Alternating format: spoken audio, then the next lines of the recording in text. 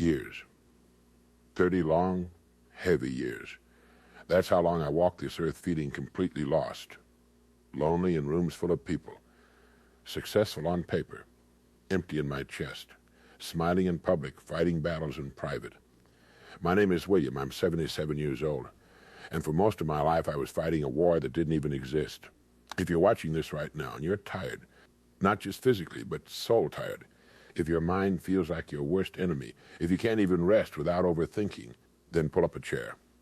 Give me 10 minutes, 15 at most, because what I'm about to tell you, it took me 50 years to understand. It cost me my first marriage. It cost me evenings with my children that I will never get back. It cost me peace. And I don't want it to cost you the same. When I was in my 50s, I had the corner office, vice president, my name on the door, tailored suits, respect, money. I had clawed my way up from nothing. But do you know how I walked through the world? Angry, always angry. If my boss sent a short email, I was sure I was about to be fired. If my wife didn't greet me with a smile, I thought she didn't respect me. If someone cut me off in traffic, I saw red. I thought the world was against me.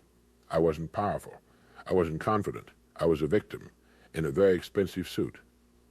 And here's the truth that nearly broke me when I finally faced it. When you walk around feeling attacked by everyone, you're not reacting like a grown adult. You're reacting like a scared child. When I was 10 years old, I watched my father come home from the factory, hands torn up, back bent, spirit tired. And I watched the world treat him like he was nothing. That little boy inside me learned something that day. The world is dangerous. If you don't fight back, you'll be crushed. So 40 years later, when my wife asked me to take out the trash, I didn't hear my wife. I heard the world telling me I was worthless. And I snapped. You think your boss hates you. You think your spouse doesn't appreciate you. You think people are disrespecting you. Maybe they're not. Maybe you're reacting from wounds that are decades old. Listen to me carefully. You are not 7 anymore. You are not powerless. But staying angry is easier than facing your own pain. Blaming others is easier than healing. People love to say I was triggered. Let me tell you something about a trigger. A trigger is tiny. It's just a spark. It has no power by itself. The explosion only happens because of the gunpowder. For 30 years, I carried 40 years of emotional gunpowder inside my chest. Every insecurity, every fear of not being enough, every unhealed wound, packed tight. So when my child spilled milk, when an employee made a small mistake, when my wife said something innocent, spark, boom, I yelled. I ruined evenings. I poisoned rooms. And then I'd say the most dangerous words a person can say. Look what you made me do. No, they didn't make me explode. They just lit the spark. I was the one carrying the explosives. Until you sit down, look in the mirror, and unpack your own emotional gunpowder, the world will keep setting you off, and you'll keep destroying the very relationships you claim to care about. Stop blaming people for bombs you refuse to defuse. Now let's talk about that voice. You know the one. The voice that wakes you up at 3 a.m. The one that whispers, you're a fraud. You're lazy. You're not a good father. You're going to lose everything. For years, I thought that voice was the truth. It wasn't. It was fear. It was that same scared little boy trying to protect me the only way he knew how, by staying on guard. But here's the problem. A child's defense mechanisms will destroy a grown man's life. You don't silence that voice by fighting it. You silence it by understanding it, by asking, where did you come from? What are you afraid of? Healing isn't weakness. It's responsibility. If I could sit across from my 40-year-old self, I wouldn't tell him to work harder. I wouldn't tell him to make more money. I'd tell him, go to therapy.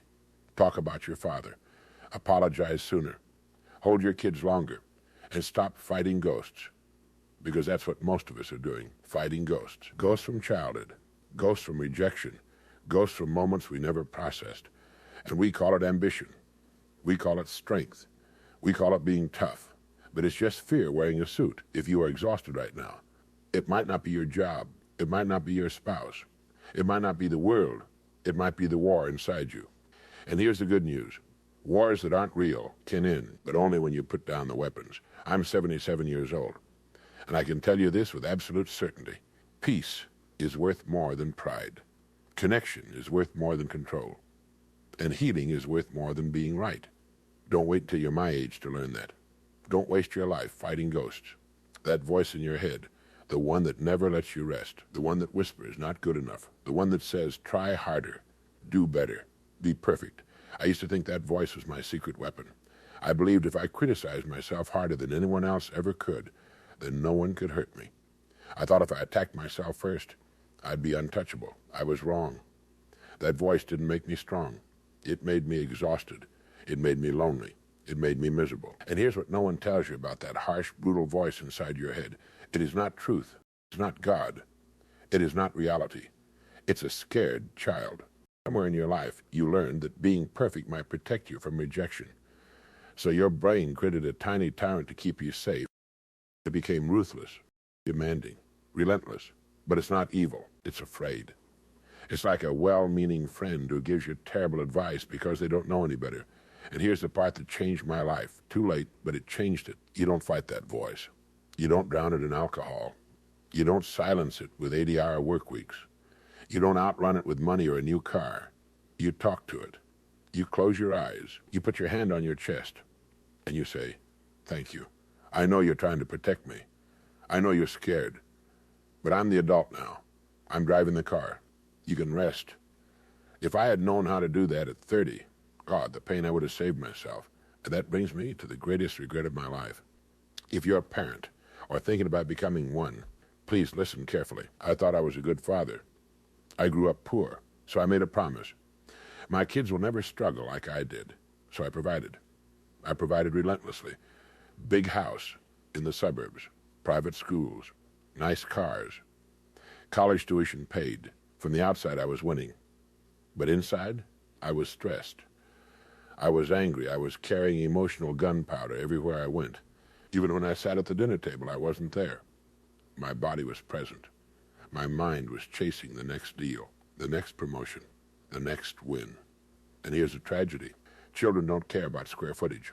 They don't care about designer brands. They don't measure love in dollars. Children absorb your nervous system. If you are anxious, they feel it. If you are depressed, they breathe it in.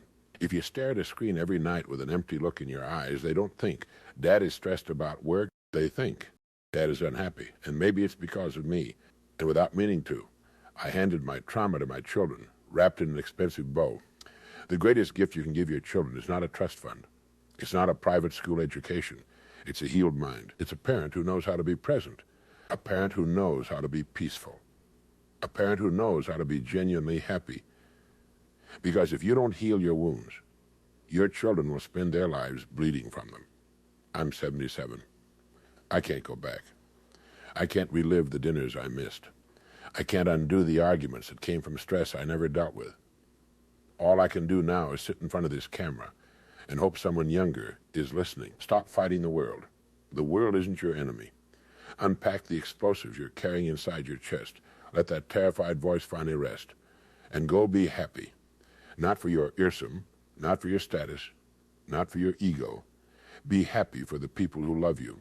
That safety you're chasing. That peace you're working yourself to death for. It's not out there. It never was.